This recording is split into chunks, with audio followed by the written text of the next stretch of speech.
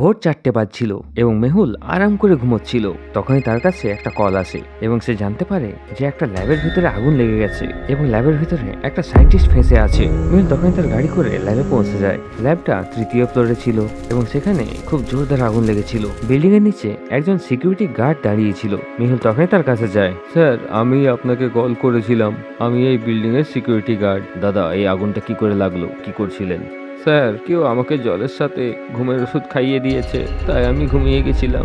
Interesting, very very interesting. অর্থাৎ নিশ্চয়ই কেউ জেনে বুঝে আগুনটা লাগিয়েছে। দাদা, এখন ল্যাবের মধ্যে কে কে রয়েছে? স্যার, এই সময় ল্যাবের মধ্যে শুধুমাত্র ডক্টর মনোহর কাজ করছিলেন, কিন্তু তিনি এখনো বাইরে আসেননি। তিনি খুব বিপদে রয়েছেন, তাই আমি আপনাকে কল করলাম। মেহুল তখনই বিল্ডিং এর 3য় ফ্লোরে পৌঁছে যায়, কিন্তু সে ল্যাবের ভিতরে যেতে পারছিল না, কারণ আগুনটা খুবই তীব্র ছিল। মেহুল ডক্টর মনোহরের আওয়াজ জোরে জোরে পেতে শুরু করে।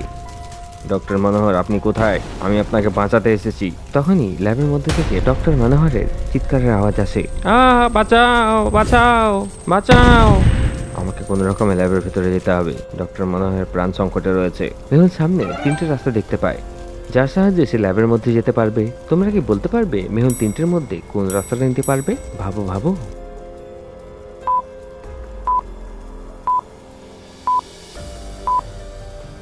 মন দিয়ে দেখো, প্রথম দরজাতে আগুনটা একদম দরজার মাঝখানে জ্বলছে, তাই মেহুল নিচে দিয়ে যেতে পারবে না এবং উপর দিয়েও যেতে পারবে না। দ্বিতীয় রাস্তায় আগুনটা খুবই তীব্র লাগছে এবং আগুনটা পুরো দরজাটাকে ঘিরে ফেলেছে। কিন্তু 3য় দরজাটাকে ভালো করে দেখো, আগুনটা শুধু উপরের দিকেই রয়েছে, অর্থাৎ নিচ দিয়ে যাওয়া যেতে পারে। মেহুলের কাছে একটা স্কেটবোর্ড ছিল। মেহুল স্কেটবোর্ডে শুয়ে পড়ে এবং 3য় দরজার নিচে দিয়ে ল্যাবের ভিতরে প্রবেশ করে যায়। কিন্তু ল্যাবের ভিতরে খুব জোর আগুন লেগেছিল। এখানে তো খুব জোর আগুন লেগেছে। আমি যদি ভেতরে যাই তাহলে আমিও মারা যেতে পারি, কিন্তু আমাকে কোনো রকমে ডাক্তারকে বাঁচাতেই হবে। মেহুল ল্যাবের ভেতরে যাওয়ার জন্য চেষ্টা করছিল, কিন্তু তখনই হঠাৎ ল্যাবের মধ্যে ধামাকা হতে শুরু করে। আগুনটা কেমিক্যাল পর্যন্ত পৌঁছে গেছিল, তাই ব্লাস্টগুলো বাড়তেই থাকে। মেহুল তাড়াতাড়ি স্কেটবোর্ড চালায় এবং ল্যাবের বাইরে চলে আসে। ল্যাবের মধ্যে একের পর এক ধামাকা বাড়ছিল। সেখানে ফায়ার ব্রিগেডও চলে আসে এবং কিছুক্ষণের মধ্যেই আগুনটাকে নিভিয়ে দেয়। জানি না ডক্টর মনোহরের সাথে কি হয়েছিল। মেহুল তখনই ল্যাবের ভেতরে যায়, কিন্তু সম্পূর্ণ ল্যাবটা পুড়ে গেছিল এবং ডক্টর মনোহর মারা গেছিলেন। মেহুল ডক্টর মনোহরের ডেড বডিটাকে ভালো করে চেক করে, কিন্তু সে কোনো প্রমাণই পায় না। আমার চোখের সামনে ডক্টর মনোহর পুড়ে মারা গেলেন, আমি খুনিকে ছাড়বো না।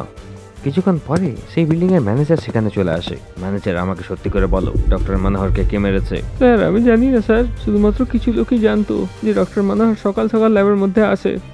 Interesting, very very interesting. অর্থাৎ খুনি জানতো যে ডক্টর মনোহর সকাল 4টের সময় ল্যাবে তার কাজ করবেন, তাই সে ল্যাবে আগুন লাগিয়ে দেয়। মেহুল সিসিটিভি ফুটেজ চেক করে। আগুন লাগার পর ক্যামেরাটা পুড়ে গেছিল, তাই তারপরের কোনো ফুটেজ অ্যাভেলেবেল ছিল না। কিন্তু ঠিক 4টের সময় যখন মনোহর ল্যাবের মধ্যে আসেন, সেটা একটা সিসিটিভি ফুটেজ মেহুল পেয়ে যায়। তারপর মেহুল আগের দিনের ফুটেজ চেক করে, তো সেখানে মেহুল একটা ক্লু পেয়ে যায়। তোমরা কি এই দুটো ফুটেজকে দেখে বলতে পারবে মেহুল কি ক্লু পেয়ে গেল? ভাবো ভাবো।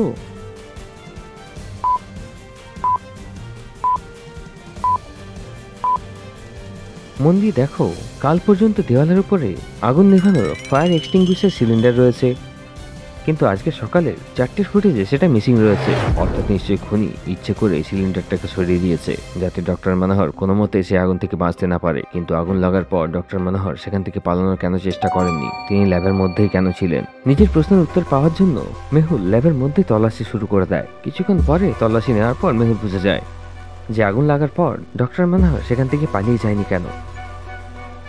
তোমরা কি এই পুরো সিনটাকে দেখে ভালো করে বলতে পারবে?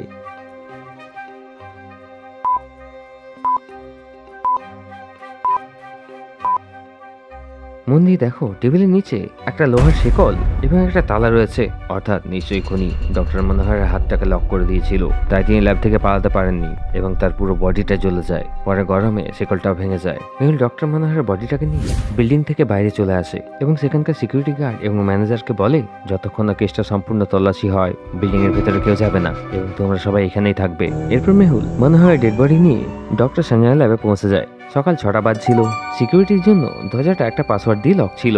এই 4টে বাটনের মধ্যে আমাকে বলো কোন বাটনটা অড ওয়ান আউট। মন দিয়ে ভাবো।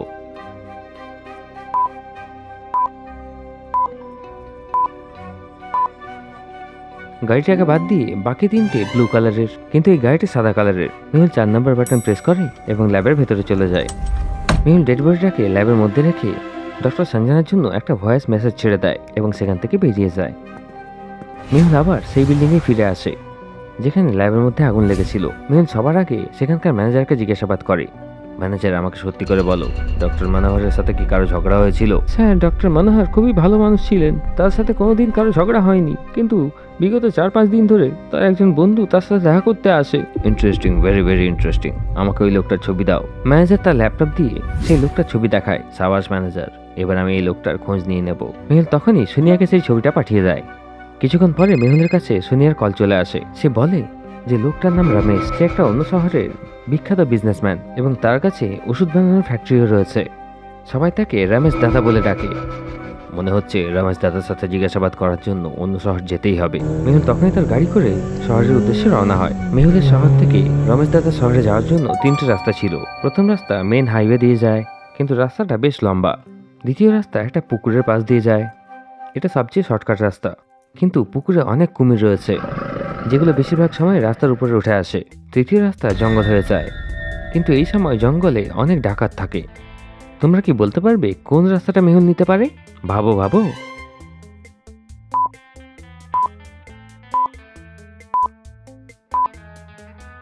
জঙ্গলের রাস্তা মেহুল নেবে না, কারণ সেখানে ডাকাত আছে এবং এই সময় সে অন্য একটা কেসে কাজ করছে। এইসব ঝামেলায় সে ফাঁসতে চায় না। প্রথম রাস্তাটা ভালো, কিন্তু দ্বিতীয় রাস্তাটা শর্টকাট এবং মেহুল এই সময় সোয়েটার পরে আছে, অর্থাৎ বাইরে অনেক ঠান্ডা থাকবে।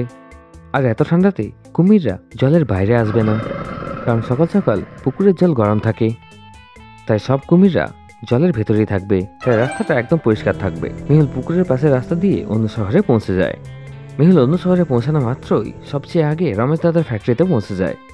মেহুল ফ্যাক্টরির বাইরে তার গাড়িটাকে দাঁড় করিয়ে দেয় এবং নিজের জামা কাপড় বদলে নেয় যাতে তাকে কেউ চিনতে না পারে। তারপর মেহুল ফ্যাক্টরির ভেতরে প্রবেশ করতে শুরু করে। তো ফ্যাক্টরির বাইরে 2জন বডিগার্ড দাঁড়িয়েছিল। তারা তাকে আটকে ফেলে। আমি রমেশ দাদার লোক, আমাকে রমেশ দাদা পাঠিয়েছে। রমেশ দাদার নাম শোনা মাত্র সিকিউরিটিরা মেহুলকে ফ্যাক্টরির মধ্যে এন্ট্রি দিয়ে দেয়। ফ্যাক্টরির মধ্যে দৃশ্যটা দেখে মেহুল অবাক হয়ে যায়। Interesting, very very interesting. অর্থাৎ রমেশ দাদা ডুপ্লিকেট ওষুধ বানিয়ে বিক্রি করে। মেহুল আরামসে ফ্যাক্টরির বাইরে চলে আসে এবং রমেশ দাদাকে কল করে। রমেশ দাদা, আমার 5 কোটি ডুপ্লিকেট ওষুধ চাই, আমি তোমার ফ্যাক্টরির বাইরে দাঁড়িয়ে আছি। 10 মিনিটের মধ্যে রমেশ দাদা ফ্যাক্টরির বাইরে চলে আসে। মেহুল তাকে ধরে ফেলে এবং পুলিশকে কল করে দেয়। পুলিশ ফ্যাক্টরিতে ছাপা মেরে দেয়।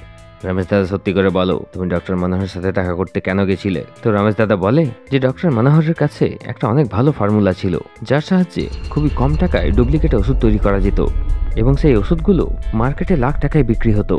কিন্তু ডক্টর মনোহর সেই ফর্মুলাটা তাকে দেয়নি, তাই সে ল্যাবের মধ্যে আগুন লাগিয়ে দেয়। রমেশ দাদা, তুমি বেশি টাকা কামানোর জন্য মনোহরের মতো একজন সায়েন্টিস্টকে মেরে ফেলেছো। এবার জেলে বসে ডুপ্লিকেট ওষুধ বানাতে থাকবে। Case solved. Detective Mehul rocks.